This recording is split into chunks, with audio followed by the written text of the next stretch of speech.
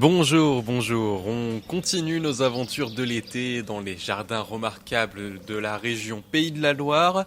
Et aujourd'hui, on est au logis de Chaligny en Vendée. Alors, je suis vraiment au cœur du sud Vendée, quelque part dans un triangle que vous traceriez entre Luçon, Mareuil-sur-Lay et Saint-Hermine sur la commune de Sainte-Pexine.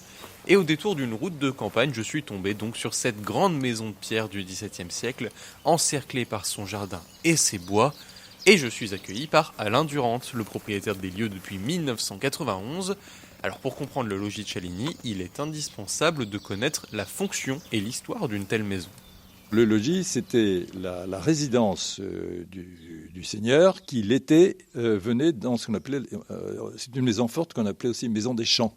Un seigneur, donc il y avait une charge royale, une appartenance fidèle au roi, c'est-à-dire que les seigneurs avaient interdiction de travailler, gérer son domaine. Le domaine était relativement grand. Ici, c'était la ferme principale. Il y avait 5, 6 ou 7 métairies. Et le seigneur avait le droit de justice sur son domaine. Et ce droit de justice était manifesté par la présence de la fuie, le pigeonnier. C'était la représentation physique donc de ce droit de justice. Et il était à la taille du domaine. C'est-à-dire qu'un boulin, c'est-à-dire un trou de pigeon, équivalait à grosso modo 2 hectares. Alors ici, on a évalué à peu près à 800 boulins. Ce qui voulait dire que le domaine entier faisait autour de 400 hectares à l'époque. Alors, ce qui est intéressant ici, le logis de Chaligny était vraiment l'archétype des logis vendéens. Les bâtiments donc, du XVIe, XVIIe siècle n'ont jamais été modifiés ni par les propriétaires, ni par les événements. Enfin, les guerres de Vendée ne sont pas passées par là. Il y a encore l'emprise de tous ces jardins vivriers d'origine, le bois d'origine, la présence de la rivière. Et en plus de ça, il y a encore toutes les terres agricoles qui dépendaient du domaine, qui ont été vendues séparément, mais qui sont toujours exploitées en termes agricoles. Si bien qu'on a toutes les composantes d'un logis d'origine. Et ça, c'est relativement rare. En fait, aujourd'hui, on va dire que toute la zone autour est restée un peu dans son jus depuis l'époque où le logis a été construit. Complètement. Là, nous sommes en pleine nature. Et d'ailleurs, nous avons beaucoup travaillé là-dessus. C'est-à-dire que nous avons vraiment cherché à donner des vues sur le paysage au maximum depuis les jardins. Ça nous permet donc de voir à partir des jardins donc, les champs qui faisaient partie du domaine à l'époque. Et le jardin de 2 hectares accompagné d'un bois qui en fait 7 viennent donc compléter cette grande bâtisse chargée d'histoire, vous l'avez entendu. C'est évidemment le cœur du lieu, ce jardin, et il est le fruit d'un long travail de réflexion et de rénovation de la part d'Alain Durand. C'est une histoire très personnelle. En fait, j'avais une vocation d'architecte refoulée que je n'ai pas pu exprimer. Et je me suis exprimé de la façon suivante. C'est-à-dire que j'ai acheté un petit studio en très très mauvais état à Montmartre. Je l'ai revendu au bout de 3 ans, ayant fait beaucoup de travaux. Et j'ai continué ensuite à acquérir d'autres appartements. J'ai fini par un appartement plus grand qui m'a permis, effectivement, après l'avoir vendu, d'acheter le logis de Chaligny qui était dans un état précaire, si je peux dire, parce qu'il n'était plus entretenu depuis pas mal de temps. C'est que j'avais une maison idéale en tête. Je voulais retrouver un petit peu mes origines méditerranéennes, c'est-à-dire que je voulais une maison dans un lieu où il y ait beaucoup de soleil, la présence de la mer, la pierre calcaire. Je voulais une maison de première moitié du XVIIe siècle. Je voulais 40 ans de travaux. Il me fallait un escalier Renaissance, des tomates, des cheminées anciennes. Enfin, bon, j'étais très exigeant. Et la seule où j'ai pu tout cocher, c'était Chaligny. Alors, lorsque j'ai acheté en 91, le jardin, il y avait le sol. C'est-à-dire il n'y avait plus d'allées, il n'y avait plus d'arbres, plus de plantes. C'était une herbe très haute dans laquelle galopaient des chevaux. Et alors la chance, c'est qu'on a pu retrouver dans le tiroir de notre mairie à Sainte-Pexine le plan cadastral napoléonien d'origine. Il est très grand, très précis, il est magnifique. Et ça a été donc le point de départ de la restitution des jardins. Pourquoi ? Parce qu'il y a le parcellaire tout à fait exact, la présence de toutes les allées qui parcouraient les jardins et le bois avec tous les arbres d'alignement. Donc on a su où était le bas jardin, le grand jardin, et l'aire de battage, ainsi de suite. Et donc on a tout reconstitué d'après ce cadastre. Donc c'était facile en termes de composition. Ce qui fait que votre jardin aujourd'hui est la copie de celui de quelle époque ? Alors du XVIe siècle, enfin, disons le plan date du début du XIXe, mais il n'y a pas beaucoup de raisons pour que on ait changé l'ordonnancement des jardins sur 3 siècles, parce que comme c'était des jardins qui étaient nécessités par la vie autarcique, il fallait fatalement toujours avoir les mêmes jardins vivriers. Il faut donc bien comprendre que le logis de Chaligny revêt un aspect évidemment esthétique mais aussi très pratique jusque dans ses jardins. On le comprend d'ailleurs facilement en commençant la visite par le bas jardin qui se situe en contrebas du nord-est du logis, juste au bord de la petite rivière de la Smagne. Alors, à partir d'ici, c'était un roncier qui allait jusqu'à la rivière. Il y a eu d'énormes travaux. Là, oui, donc il faut bien imaginer que quand vous arrivez ici, on ne pouvait pas accéder au bord de la rivière. C'est de la ronce, ok. C'était de la ronce. Alors ici, on a reconstitué ce jardin. On sait au mètre près qu'il était là. Donc on a fait 8 carrés. J'ai tenu à respecter ce qui se faisait à l'époque, c'est-à-dire qu'il y avait 2 carrés qu'on appelait des carrés fleuristes. Et les fleurs étaient destinées à fleurir les autels. Il y a 6 carrés de légumes et 2 carrés de fleurs. Un système d'irrigation ici ou... Ça, j'ai fait ça pour animer le jardin avec de l'eau. Ce qui est important pour moi, c'est l'eau dans le jardin. Sans eau, il n'y a pas de jardin. Les tout premiers grands jardins qui sont nés en Italie au XVe et XVIe siècle étaient des jardins d'eau.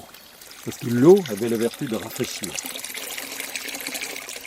Alors là, ce potager au bord de la rivière est vraiment très très agréable parce qu'il y a une relative fraîcheur. Vous voyez, on a une vue sur tous les champs, la présence de chevaux ici, de l'autre côté de la rivière, le chant des oiseaux.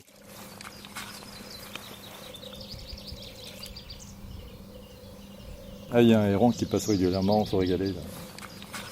Quand on remonte au niveau de la maison, on atteint la partie sud-est du jardin, emplacement original de ce qu'on appelle le grand jardin.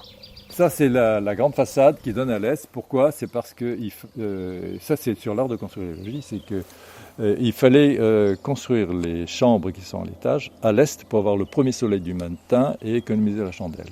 Alors c'était un peu compliqué d'aménager ce grand jardin, qui était hors de question de refaire un immense jardin potager. Les jardiniers le savent, le jardin potager est la partie des jardins qui demande le plus d'entretien. Mon papa serait d'accord avec vous. Et donc nous avons réfléchi pendant 10-15 ans pour l'aménagement de cette partie du grand jardin. Parce que je ne voulais pas faire un véritable jardin d'agrément, puisqu'il n'y en a jamais eu. Je voulais vraiment garder le sens de cette maison. C'était une grande ferme finalement. Et j'ai voulu rester dans une note naturaliste, bucolique. Et donc nous nous sommes inspirés des variétés qui poussent dans ce jardin pour constituer donc 8 carrés. Ce sont des vivaces et des graminées que nous avons plantés maintenant il y a pas loin d'une quinzaine d'années. Les oiseaux amènent beaucoup de choses. Certaines plantes amenées par les oiseaux, nous les conservons quand elles sont sympathiques. Oui, la joie des coquelicots, on les garde. Ils restent là. Les restent sont très bien, ils amènent de la couleur. C'est très facile d'entretien puisqu'il suffit au mois de mars de tout faucher. On laisse sur place d'hier et ça repart. Donc c'est un site qui est très, je l'avais vu sur le site, c'est un site qui est extrêmement ancien en fait. Oui. Vous voyez les platanes là-bas, les grands platanes, les grands arbres. Autour de ces platanes, il y a une villa gallo-romaine. D'accord. Oui, il y a plein de petits papillons. Oui, tout à fait, oui. Vous l'aurez compris, le jardin du logis de Chaligny est divisé en carrés, donc on passe d'une partie à l'autre en traversant des haies. On atteint donc une troisième partie en remontant sur un chemin de gravier qui va vers le sud-ouest. On longe un jardin aux arbres fruitiers et une pergola qui se prêterait parfaitement à une petite pause à la fraîche lors de la visite. Nous voulions déjeuner ou dîner à l'extérieur. On a très envie quand il fait chaud de manger à l'extérieur à l'ombre. Et nous avons recouvert cette tonnelle avec de la vigne. Mais alors une vigne locale, une vigne qui poussait sur la façade. Alors oui, cette pergola et nous permet d'avoir de la fraîcheur. Et en plus de ça, nous avons planté des plantes odorantes. Là, en ce moment, il y a les odeurs du jasmin.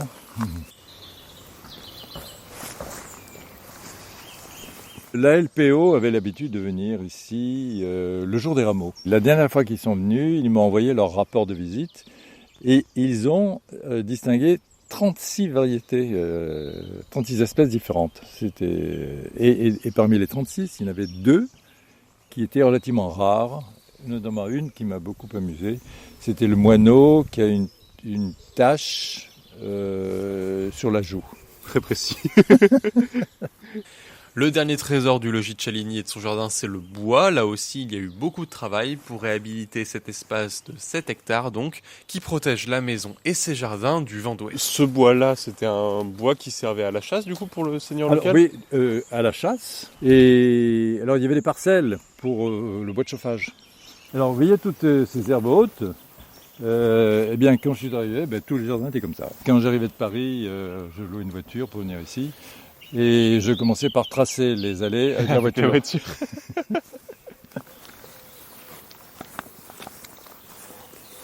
Ce qui est très agréable ici, lorsqu'il y a un peu de vent, c'est le bruit des feuilles de charme. Si vous fermez les yeux, vous avez l'impression d'être au bord de mer. J'ai l'impression que vous êtes dans un équilibre entre laisser la nature faire et vous contrôler. Comment est-ce que vous l'avez trouvé, cet équilibre? Enfin, comment est-ce que vous le voyez? Ça c'est une volonté. Je n'ai pas voulu de jardin très apprêté. Je tiens à ce que la nature s'exprime aussi. C'est quoi, vous, la vision que vous avez sur la suite de ce jardin et même justement après que vous ne soyez plus là? De toute façon, cette propriété sera vendue un jour ou l'autre et elle ne pourra être achetée que par quelqu'un qui aime les jardins. Comme nous avons eu le label Jardin Remarquable en 2007, j'ai fait comprendre à la DRAC que le logis ne pouvait exister que par la proximité de ces jardins et de son bois. C'est un tout.